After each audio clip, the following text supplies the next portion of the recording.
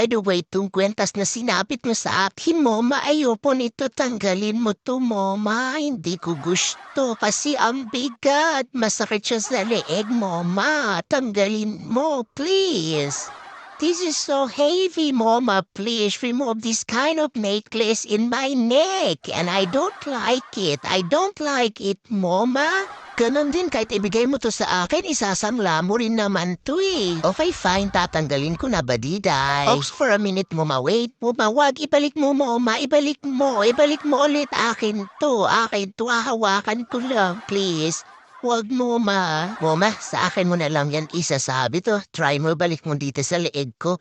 Total, akin naman yan eh. Kung ayaw ni Bada, edi wag. Ako na lang. O, tingnan mo ako. Badiday. O, diba?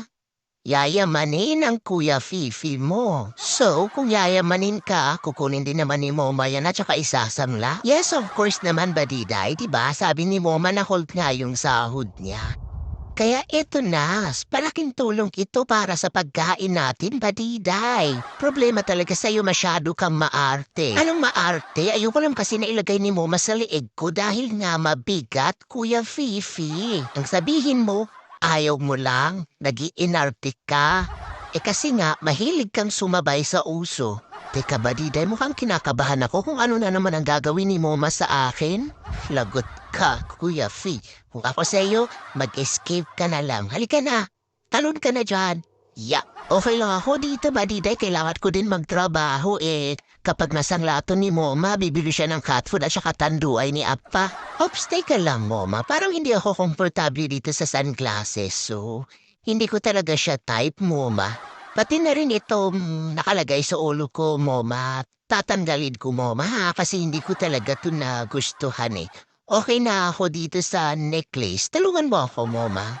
Yan, okay na ako dito sa necklace. Sobrang nagustuhan ko. Ops, Moma, huwag mo nang ibalik. Diba sabi ko sa'yo ayoko mag-sunglasses? Ay, nako, ito na naman. Kailangan ko talaga makipagsabayad sa gagawin ni Moma. Ang hirap talaga magiging artista. Bahay kubo kahit munti ang haraman doon ay sari-sari. Nang may labo ko sa iyo, akala ko pag-ibig mo ay tunay pero di nagtagal lumabas din ang tunay mong kulay. Yung kilay mapagmatas, laging namimintas pero sarili kong pera ang laging winawagas para kam. Ay naku, Badiday, nagbibit pa ako dito. Ba't bigla kang sumulpot? Wala naman, para matapos na yung ginagawa sa'yo ni Moma. Badiday, bakit ikaw yung unang kumain? Hindi naman ikaw yung nag-e-effort na nagbibit dito. Grabe siya. Nag-effort din kaya ako, Kuya Fino. Ako yung fans mo. Kaya tingnan mo, diba? Pinigyan din ako ni Moma ng cat food.